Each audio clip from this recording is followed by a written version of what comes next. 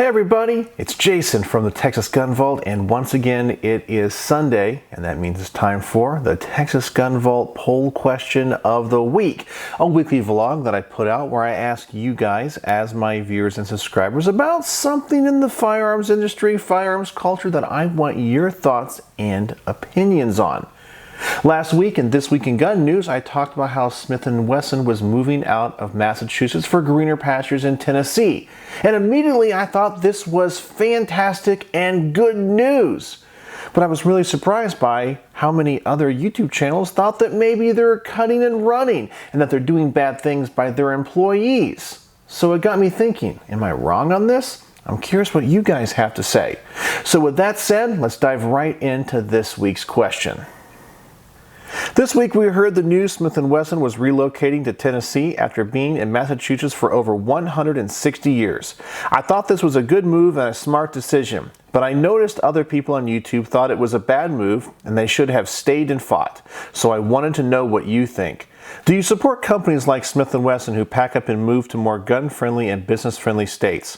Are they doing the right thing, or should they just stay regardless of the risks to their employees, investors, and the gun community at large? So as I mentioned, there were a number of people after I talked about it in my news segment who said Smith & Wesson was doing the wrong thing. They're just cutting and running because they want to pay their employees so much less in Tennessee, and that they're putting all these people out of work because all they care about is the bottom dollar. Some other people thought they should have stayed because they are a pretty powerful company and they need to fight these gun control laws in these states. So I thought to myself, to me it's pretty self-evident. If you're dealing with legislatures in a state that don't want you there, and the cost of living is extremely high, and maybe you're having to deal with things like unions, which, by the way, unions can be a bad thing, and I'll talk about that in a minute. I know there's a lot of people probably watching this who think unions are great, but I have personally seen how unions have come in, unionized businesses, forced them to go out of work because their demands were so high, or maybe they went on strike. The company in no way could have met their demands, ended up folding shop or leaving town. And therefore, all those people who joined the unions were now out of a job. And what did the union bosses do? Well, see you later. Thanks for all of your dues for that short period of time. Glad you unionized. Bye. But anyway, so let's dive right in and see what you guys had to say with the results. With 937 votes this week, we have yes, go to where your business is supported and appreciated, 84%. Neutral, I can see the pros and cons of both sides, 11%. No, stay and fight, they are invested in community and employees, 3%. And something else, explain in the comments below, 1%. So the results of this poll didn't surprise me too much. It reiterated two things. Number one, I'm always right and know everything. And number two, you can't please everybody. As you can see, even though the overwhelming of support was with Smith & Wesson, there's still people who think they did the wrong thing. It's one of those things I've learned here on YouTube. It doesn't matter if I absolutely find a gun amazing, there will be people that tell me I'm wrong and that it's a piece of trash, or if a gun is completely malfunctioning, and they're going to tell me how wrong I am. I'm the worst person in the world for disliking a particular gun that they like. You just can't please everybody. But when it comes to the Smith & Wesson ordeal in Massachusetts, I actually look at this as a win for everybody. It is a win, win, win, win, win, win, win. And let's go down the line. So we have, yes, go where your business is supported and appreciated. Well, how is this a win for Massachusetts? Well, the people of Massachusetts overwhelmingly support politicians who do want to ban guns, who do not want Smith & Wesson there. So why live in a place and work in a place and have a business in a place where not only do the people of the state want you to go, but the politicians, they're enacting regulations and laws making it harder for you to do business. Not just in what you manufacture, but also the regulations of just running a business, the taxes, all the regulations when it comes to employees and so forth. It becomes so burdensome, you can't make any money. And yes, money's important. And that comes to the second person who's a win for, the shareholders, the stockholders. Now, I know some of you guys are saying the most important thing a company should do is take care of their employees. Well, I can tell you that is wrong. It should be the shareholders, the stockholders, the people that are investing money. I know I'm an independent business owner, okay? I work for myself. I'm self-employed. And all of my time and money goes into my business and what I do. It is not my responsibility to take care of other people. I know that sounds cold and callous, but think about it from the perspective of your own investments. I am sure that many people that are watching this have 401ks. Maybe you have IRAs. Maybe you just have basic stock portfolios where you invest in companies.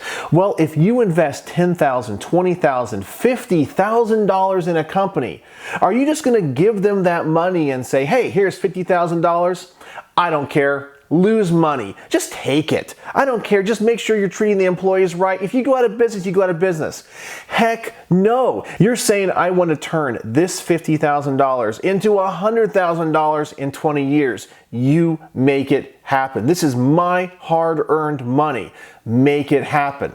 So the fact that Smith & Wesson is leaving Massachusetts, it opens up the ability for that company to make so much more money for their stockholders. And yes, you can go out and buy stock in Smith & Wesson. It is one of two gun companies that are publicly traded, Smith & Wesson and Ruger. Now, is it a win for the employees? I actually think it is a win for the employees because I am assuming that the people who are working for Smith & Wesson really do care about the Second Amendment. They like guns. And I've read in the articles that Smith & Wesson will help many of these employees relocate if they desire. Now, when they move to Tennessee, maybe they'll be paid a little bit less. But the money that they're being paid in Tennessee is going to go a lot further than it does in Massachusetts. Sometimes I think people look at the economy the wrong way. They look at it that it is equal in all parts of the world, all parts of the nation, and that $1 here in Texas is worth $1 in New York City. Well, somebody making $150,000 in New York City is considered lower middle class. After all, your rent there is going to be $4,000, $5,000, maybe even $6,000 a month. Here in Texas, people will complain if the rent is over $1,500 a month. That's going to get you a really big luxury apartment here in Texas. You're going to live so much better. You can have a higher standard of living here in Texas making $70,000 than you would making $150,000 in New York City or Massachusetts. It's just the way it goes because the cost of living is so much less here. And that is a good thing. So you're saying, well, they're not going to be making that money. Well, I understand they're not making all the money they did in Massachusetts, but that dollar is going to go a long way here. And another person that wins, well, I shouldn't say a person, but the company itself. The people that are in charge of the company are responsible for making sure that it exists into the future. It is not for short-term gain. Smith & Wesson doesn't want to be around just next month or the next year. It is their responsibility and the board of directors' responsibility to make sure that the company is around in 10, 50, or even another 160 years from now. And you can't do that in a place that is hostile to where you are doing business. That is just the nature of the beast of working in Massachusetts and being in the gun industry. The company itself, the entity itself, it's a win for Smith & Wesson because that means the company is going to exist long into the future. They're going to be more financially stable. And the last people that are going to benefit from this, I think, are you and me. I don't know about you, I sure like guns, and I like Smith & Wesson. I like their revolvers. I think they are trying to become a really innovative company on the civilian semi-automatic side as well. Look at this new shotgun they're having. Well, I guess that one's a pump action, but it's a really, really cool design. They're coming out with new stuff all the time. They're trying to be innovative. And so who is going to win by them moving to a state where they're going to continue to manufacture these awesome firearms? You and me, the Second Amendment community at large, is going to benefit by this move because the availability of high quality Smith & Wesson products is going to be abundant, and their company is going to continue to innovate and be competitive against other companies in the firearms world. For me, this is a win-win-win-win-win for everybody. Even the politicians in Massachusetts get what they want. They get Smith & Wesson gone. Sure, they may cry about the tax money, but they're happy they're gone. It's a win for everybody, including you or me. Then we have neutral. I can see the pros and cons of both sides. And I understand why 11% of people voted for this. I'm sure they can see that this is a smart business move, but maybe have a little bit of heart for the people that might not want to move to Tennessee, might not want to leave Massachusetts. Maybe they are rooted there because of family. Who knows? Maybe some of these people actually live in Massachusetts and realize how much money Smith & Wesson brings to their economy. But they can also see the flip side of the coin and realize this is a wise choice from a lot of different perspectives. Then we have no, stay and fight. They are invested in community and employees.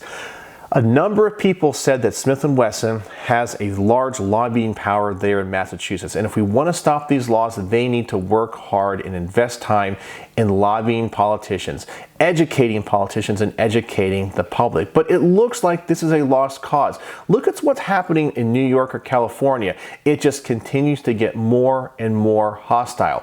And if you stay in Massachusetts, in my opinion, you run the risk of being put out of business, because if you don't have a plan in place, you could end up in trouble. One of the philosophies that I've always had in my entire life is always have an escape plan. Whenever you go into a place of business, always know where the exits are. Whenever you get involved in any type of business dealings, always have an escape plan. If something goes bad, you can get out of contracts. Know in the world where you can go to if the entire world falls apart. Always have an escape plan. And if Smith & Wesson doesn't already try to invest in moving their operations to greener pastures, they could get caught with their pants down, and that Massachusetts passes some type of sweeping gun control law, and overnight their business is gone. And because it's going to take them so long to move the factory, restructure the business in another state, they will be out of production for many years until that move can happen. So they're like, why don't we be proactive about this and go ahead and start to do this now, because we see the writing on the wall.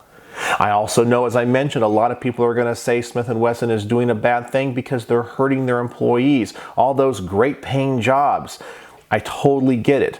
As the story I gave you in the beginning of this video kind of stated, I've actually personally seen where unions are a bad thing.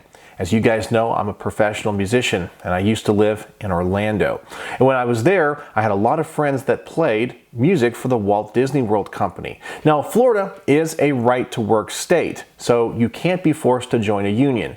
But the musicians union came in and unionized all of the musicians at Walt Disney World. They said, you guys join us, we're going to get you more pay, we're going to get you this. Which, by the way, Walt Disney World was actually already paying them pretty darn good.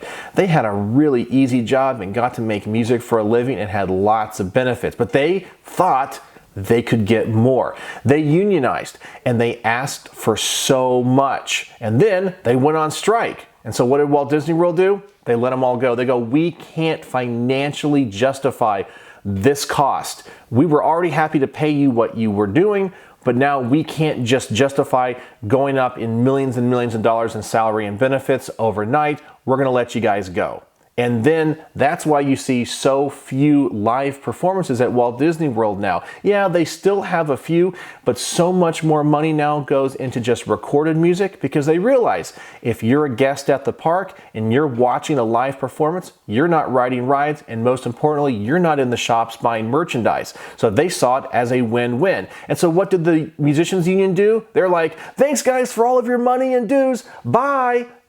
And all those people lost their jobs. I personally saw that when I lived in Orlando. So I have seen the destruction of unions, because the people that run the unions actually don't do the things that the workers of the union do. They're the organizers. All they care about is making money and having power and influence. They'll get the lower level people to rally and strike, and then the businesses are like, we can't do this. We can't pay this money or can't justify it. So we're going to close up shop, or we're going to move. And then all those people that thought they were doing this great thing, we're going to unionize, I'm going to get all this money, and now I'm out of a job. I've seen it happen many times. So I think it can be a bad thing as well. Do unions sometimes do good? Absolutely. But there's a flip side to the coin every single time. And then finally, we have something else explained in the comments below, and that just got 1%. I read through the comments. Pretty much most of the comments kind of dealt with just neutral or negative stuff if it wasn't positive. All right, so that's my thoughts on each one of these. Let's see what you guys have to say in the top rated comments of the week. So with the top rated comment of the week, we have Brian Togias, and I hope I pronounced that correctly, and he says, I also firmly support these same companies when they refuse to do business with any state or local law enforcement agency. I am 100% pro-police, but the companies who continue to supply agencies in areas that the people are forbidden to own the same firearms need to begin to support the fight against unconstitutional and illegal gun grabbers. It's not just the right thing to do, it's a better business model. And I have to say, Brian is absolutely right. It's something that I probably should have talked about earlier in this video.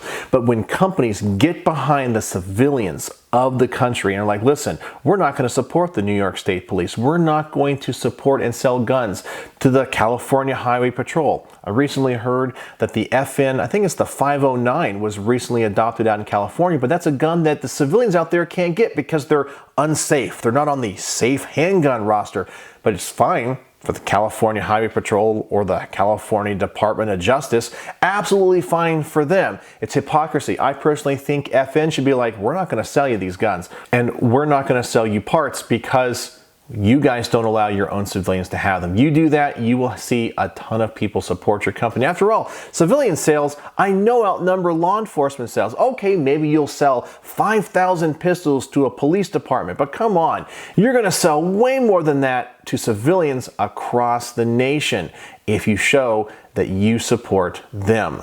Then we have Joe Morgan, who says, starve out bad legislation and take your tax money with you. They need to make being stupid hurt where it will make changes in their wallets.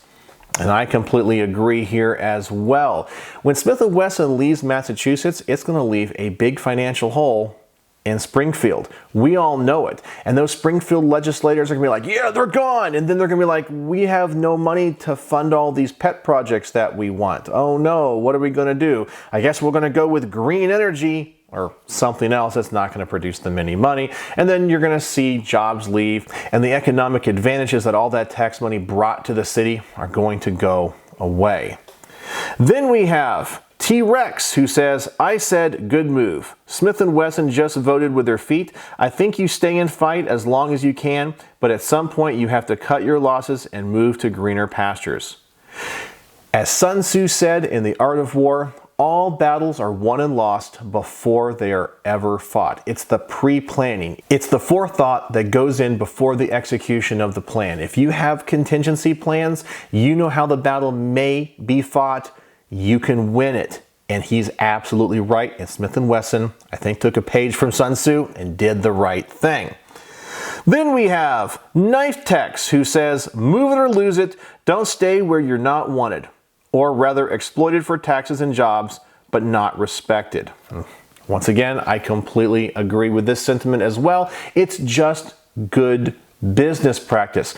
I can tell you, if I'm in a situation or a place where I am not wanted and people don't like me, I'm not going to stay there and fight. There's so many other places I can go and be happy. And the pursuit of happiness, I think, is one of the most important things in life. Then we have Stevo545, who says, when the state you have your business in hates you and your product, why would you stay? Somewhat related, I'd like to add that companies that do business with these restricted commie states' law enforcement with a supply of arms that are unavailable to residents, I'm looking at you, FN, with the new LAPD contract, should be given the cold shoulder as well.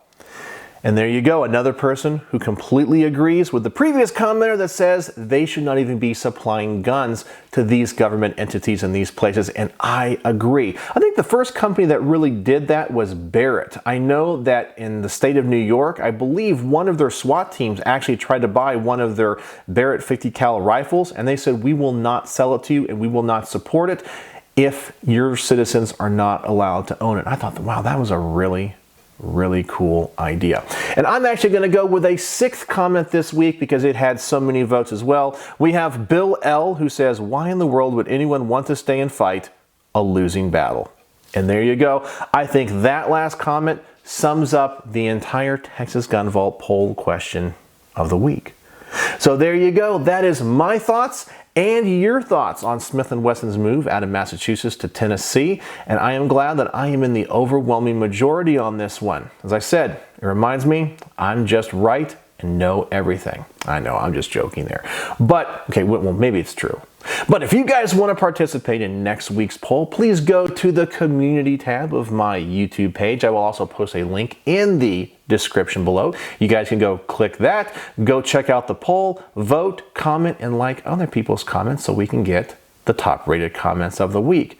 And if you're interested, if you want to send me something, my P.O. box is also in the description below. You can email me, texasgunvault@gmail.com. And I also have a link to my Instagram down there if you want to follow me there, and a link to the Texas Gun Vault 2, my second behind the scenes channel.